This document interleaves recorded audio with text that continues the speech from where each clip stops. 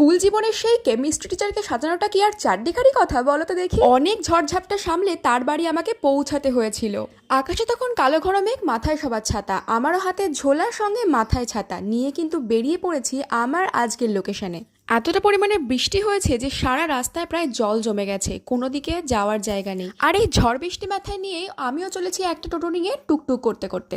আজকে যে দিদিকে সাজাতে যাচ্ছি সেই দিদি কিন্তু আমার ভীষণই পরিচিত। আমার সাথে দিদির পরিচয় সেই ক্লাস 11-12-এর স্কুল জীবন থেকে। এই দিদি কিন্তু হচ্ছে আমার তখনকার দিনের কেমিস্ট্রি টিচার। আর দিদির এই 1.5 বছরের বাচ্চাটি তার মায়ের কোল ছাড়া আর কারোর কোলে যাবেই না, তাই অগত্যা বাচ্চাকে কোলে নিয়েই দিদি সাজতে বসে গেছে। আর কিছুক্ষণ দুষ্টুমি শেষে ক্লান্ত হয়ে সে ঘুমিয়েও পড়েছে। আর তার ঘুমানোতে আমার কাজটা একটু সহজ হয়ে গেছে আর কি। দিদির তো এখানে পুরো লুকটা কমপ্লিট। তোমরা জানিও দিদির এই লুকটা তোমাদের কতটা ভালো লাগছে। শাড়ি, ব্লাউজ, মেকআপ দিয়ে অল ওভার লুকটা কিন্তু দারুণ মানিয়েছে দিদিকে। আজকের মতো কাজ শেষ, চলো এবার বাড়ি যাই।